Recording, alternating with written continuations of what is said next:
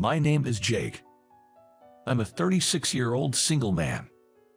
Ever since I graduated from an elite private college, I've been working at the same company. My workplace is a major corporation with excellent benefits and a generous salary. I'm currently holding a manager position, and I'm truly grateful for it. I want to continue working with dedication and love for my company. Some hear my title and say, "You must be popular with the ladies," but in reality, I've never had a girlfriend my entire life. Honestly, I've always admired women and longed for marriage. But after an incident 20 years ago, I've been hesitant about love. I really like you, Jake. Will you go out with me? At 16, I was called behind the school by a girl I liked, and she confessed her feelings. I felt on top of the world hearing those words. I couldn't believe such a cute girl liked me. Shaking with joy, I responded with a big smile. "Oh, thank you. I've always liked you too. Yes, let's date." But the next moment, I felt like I was thrown from heaven to hell. Gotcha. Prank successful. This is hilarious. Suddenly, a group of other girls appeared from behind the school. The moment I heard the word of prank, everything became clear. This confession was just a prank. Seriously, spare me. Even as a joke, confessing to Jake is so creepy. She said this, looking truly disgusted. Her words froze me in shock. Ignoring my reaction, the girls laughed so hard. It must have been hilarious for them to prank a plain and unimpressive guy like me. This became a popular joke at school, and I was the butt of everyone's laughter. It might have been a fun story for everyone else, but it deeply hurt me. That incident left a deep scar on my heart, and even 20 years later, the trauma from that time still torments me. My coworkers, concerned about me, tried setting up group dates and introducing me to women. But in the end, none of it ever worked out. Even when I finally had a woman in front of me, the shock of that day came back to haunt me, and I was unable to express my feelings properly. I always felt that if I said something, I'd just be ridiculed again. Of course, I know this is just me being paranoid, and I'm probably overthinking things. Nevertheless, it was still difficult to regain confidence once lost. I guess love just isn't for me. I've tried telling myself this, thinking I should just give up on everything. But the recent death of my father made me rethink my family again. Apparently, my father had always been worried about my future. If someone wasn't interested in relationships, or if they were committed bachelors, then there's probably no need to force marriage. But if deep down I wanted to start a family, then maybe I should give it another shot to avoid any regrets. Just as I was contemplating this, my mom suggested arranged dating. Our family, partly because my grandfather was a town council chairman, was regarded as a respected land-owning family in the community. This might be why such a proposal came my way. "Jake, would you consider going on a matchmaking date? We got an invitation from a relative." I felt as if someone had seen right through my heart, and I was taken aback. Maybe my dad up in heaven arranged this because he's worried about me. That's how I chose to interpret it. "Thank you, yeah, I'll give it a shot." My mom seemed surprised by my response, not expecting me to agree. But at the same time, she looked pleased and enthusiastically helped me prepare for the date.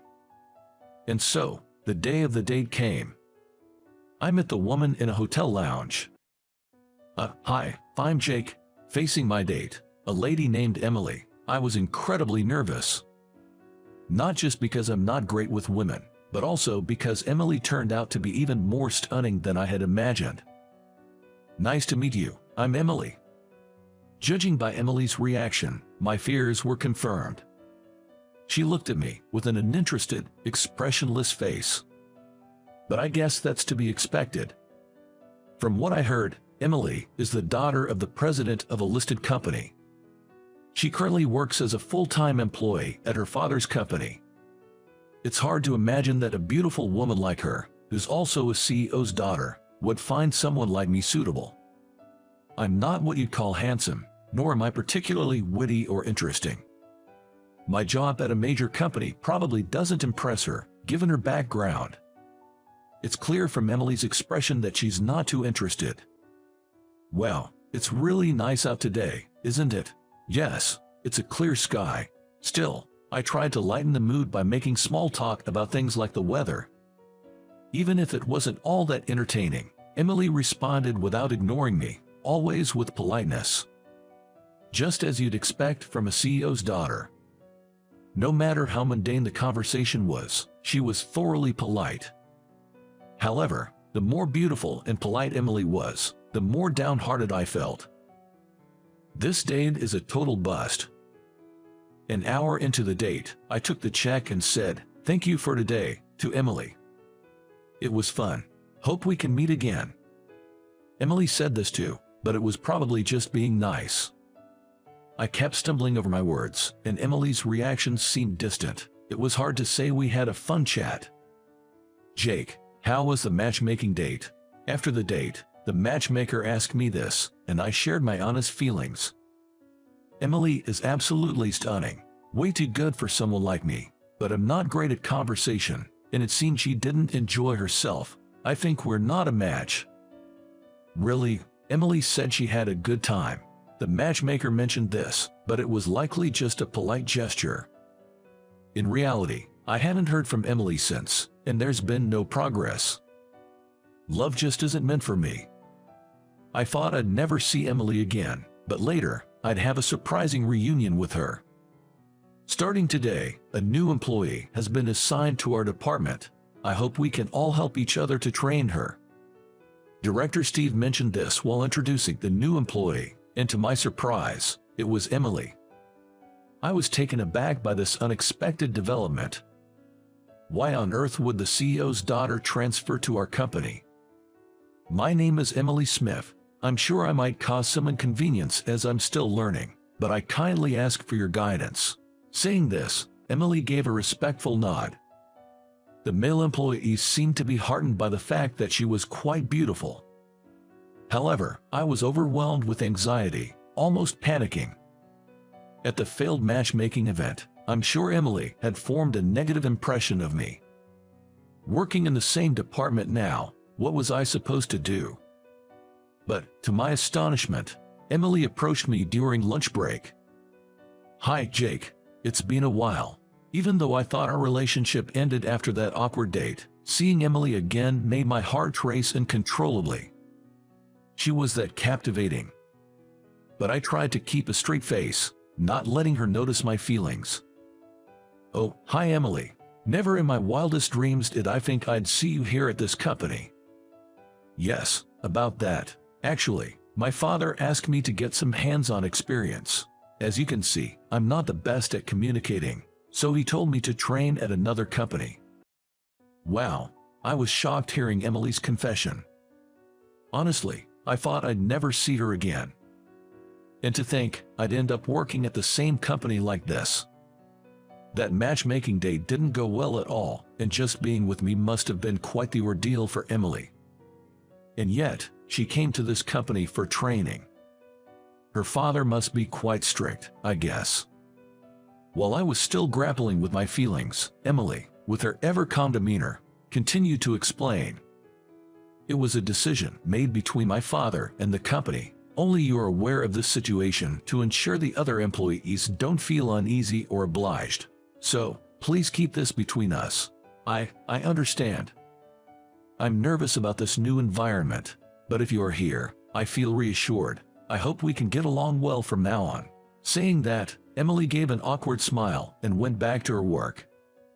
Even now, despite Emily's polite manner of speaking, she was giving off a distant and cold impression. I had the feeling that she might have forced herself to talk to me, which made me feel uncomfortable. Maybe Emily thinks I have something on her. Perhaps she's worried I might blurt out to everyone that she's the CEO's daughter. So, I decided to reassure Emily. "Look, Emily, I promise I won't ever spill your secret to anyone. You don't have to be so cautious around me." "Huh? What are you talking about?" "Just that. You don't have to be so kind or go out of your way for me. I'm not the best at conversations, and I feel you might get tired of talking to me." Upon hearing that, a sad expression crossed Emily's face. Why does seeing her like this make my heart feel so tight? Do you feel bothered by me following you around, Jake? What? I was taken aback by Emily's unexpected words.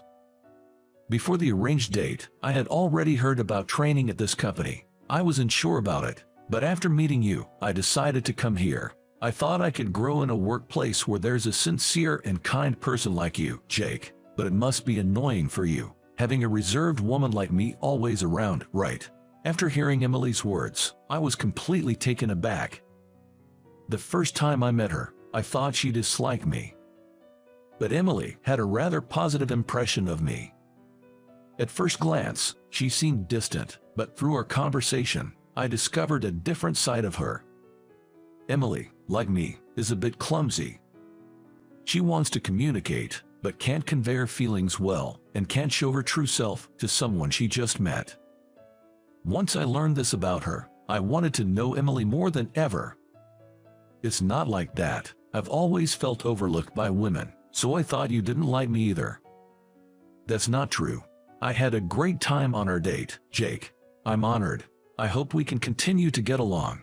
I'm the department head, so if there's anything you don't know, just ask. That conversation was the turning point for us, and we started to get along. As I got to know her, it seemed difficult to read her emotions from her facial expressions and tone of voice, and she was often misunderstood by those who met her for the first time. I thought our matchmaking date was a disaster, but Emily seemed to have enjoyed it. She didn't contact me after the date because she was hired by our company and wanted to surprise me. Despite her ice queen appearance, I learned that Emily is actually a straightforward and earnest woman. Moreover, she turned out to be incredibly competent, making a big difference at our company. But from my perspective as the department head, Emily definitely had challenges with communication. She's excellent at her job, but her monotone and expressionless manner sometimes gave others the impression she was apathetic and unsympathetic. Also, Emily was very hardworking, often trying to finish all her tasks by herself. From her perspective, she just wanted to be helpful to everyone. However, others perceived it as if it's up to others. I'll do it because I'm better. Kind of a one-woman show. Indeed, she had a self-sacrificing nature. I, considering others' views as well, shared some work-related advice with Emily. Emily had an open-minded character. She listened to my feedback without taking offense and always tried to make improvements. Here's an example. When Emily was engrossed in her work, she often had a stern look. That look intimidated others, so I came up with a way to lighten her mood. Whenever I saw that look, I'd poke the corners of my mouth with my fingers, prompting her to smile. By doing so, Emily began to smile more. Her smile was so charming, and it gradually changed the way others perceived her. In this way, she became aware of how to speak softly in her own way, and began to report, communicate, and consult with those around her as she went about her work. I also wanted others to see her strengths, so I asked Emily to prepare some meeting materials. The documents Emily created were thorough and easy to understand, impressing our coworkers. The materials Emily made are so clear. It must have taken a lot of effort to create something like this. Seeing her dedication to her job, everyone's perception of her began to change. Emily wasn't just talented, but also a very hard-working and sincere woman. It's been 3 months since she joined the company, and she seemed to fit in better than before. Emily's emotions have always been hard to read, but through her work, the other employees started to appreciate her more. Her sincerity and down-to-earth nature were well received by everyone. Emily took the initiative to improve her communication skills, and compared to when she first joined, she's gotten much better at expressing her thoughts. Seeing her continuous self-improvement, I found myself increasingly drawn to her. Though I've had past traumas regarding romantic relationships, I couldn't help but imagine building a warm home with Emily. We've been out for meals together a few times, and we frequently chat on texting apps or over the phone. She often uses smiley emojis in her messages. I believe she's trying to show me she enjoys our time together. I've grown so fond of her. By now, she's become indispensable to me. The moments we spend together are so comforting that I've found myself wishing we could always be this way. Just when everything seemed to be going smoothly, I noticed that something was off with Emily. She looks fine at first glance, but occasionally she'd have a troubled expression. One day, while we were dining at a restaurant, I asked Emily what was bothering her. "Emily, is something wrong? You seem quite troubled." When I asked her this, Emily, looking puzzled, began to deny it. No, it's nothing. I'm fine. Please don't worry about me." She tried to brush it off, but I could see through her lie. She was probably trying to hide it so I wouldn't worry. But I couldn't leave Emily in this condition. I made it a point to always keep an eye on her from then on. Then one day, I came to understand what had been bothering Emily. One day, there was a meeting with a client in the department I belonged to. At a meeting with a client in my department, Emily was assigned to serve coffee. I decided to check on her in the break room. Suddenly, I heard yelling from inside. It was, shockingly, Steve, director. "Hey, stop dawdling. Hurry up with that coffee. Not only are you slow, but you're also so rude. You're useless." Steve said that, hurling abusive words at Emily. She tried to hold back her tears while preparing the coffee. Seeing this, I was certain that Steve was the source of Emily's distress. It was, in fact, Steve who had assigned Emily the task of serving coffee. He must have been harassing her in such a secluded place. This is pure harassment. I couldn't contain myself and confronted Steve. "Director, what are you doing? We have clients here, and you're speaking to Emily like that. This could be considered harassment, you know." Even after I said this, Director Steve remained unfazed. "I'm just guiding her as her boss. She thinks she's all that because she's somewhat attractive. Such a cold face, so arrogant. Besides, even if you guys report this, my esteemed position won't be affected in the slightest." That's when it happened. "Steve, how could you say such things to the daughter of our client?"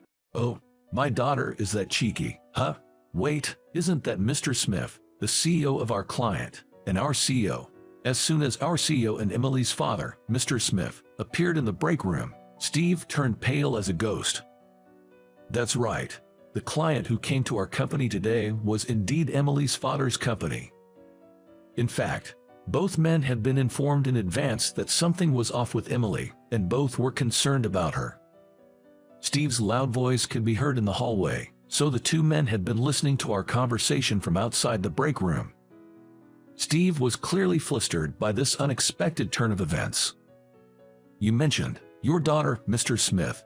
"Yes, Emily is my daughter." "Dad." Perhaps seeing her real father broke the tension for Emily.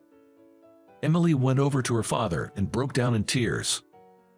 It was evident from this reaction just how much stress Emily had been under. Both CEOs gave Steve a contemptuous look. "Steve, we'll be having a thorough discussion about your actions towards her. We'll inform you of any disciplinary measures afterward. Brace yourself." "That's an exaggeration. I was just guiding Emily for her own good." Steve claimed that, but upon speaking with Emily, it became clear about his day-to-day conduct. According to Emily, Steve, who was married, had taken a liking to her beauty and had invited her out privately. Of course, Emily declined his advances. Upon being rejected, Steve began harassing Emily on a daily basis out of spite. Not wanting to cause any concern, Emily hadn't spoken to anyone about it. However, upon talking to other female employees, it was discovered that there were other victims of Steve. He had been approaching several female employees he took a fancy to. There were even women who were pressured into spending the night with him in exchange for favorable job evaluations. This behavior was deemed problematic, and Steve was demoted from his position. He was transferred to a branch office in a remote location. I never imagined I'd get demoted at 50. My wife's left me, my kids have given up on me, and everything looks so bleak. After his demotion and a major pay cut, the director felt as though he had lost everything all at once. Considering he was a family man but still made advances to female co-workers, it's no wonder his family turned their backs on him. It's a classic case of getting what you deserve. It's truly a good thing that his misconduct came to light now, preventing further victims like Emily from being hurt. Emily, if you ever have any problems, remember you don't have to bear them all by yourself. After all, I'm a manager here, so feel free to discuss anything with me. As I said that, Emily looked genuinely remorseful. I'm sorry, you're right. If I had spoken up sooner, we could have addressed the director's behavior much earlier. While the conscientious Emily felt that way, I wanted to convey more than just that. Of course, it was essential for us to be aware of the director's actions. However, what I truly wanted to express was my personal sentiment. I didn't want Emily to suffer alone. I want to be there for you, Emily, no matter how minor your concerns might be. You mean a lot to me, Emily. What? Hearing my words, Emily's cheeks turned a deep shade of red. It seemed she finally understood my feelings. Never in my wildest dreams did I think I'd have another chance to express my feelings to a woman. I'm not afraid of getting hurt anymore. A determination to convey my feelings to Emily grew within me. I love you, Emily. I truly want to be by your side forever. The moment I said that, Emily looked at me, her face emotionless but with tears glistening in her eyes. In response, I playfully turned up the corners of my lips, like I always do. And as always, she flashed her warm smile back at me. It was even brighter than usual, a smile I was sure I'd never forget. She looked so content and happy in that moment. Though communication has always been a challenge for us, in that instant, I felt we truly connected. Maybe words aren't always necessary for true love,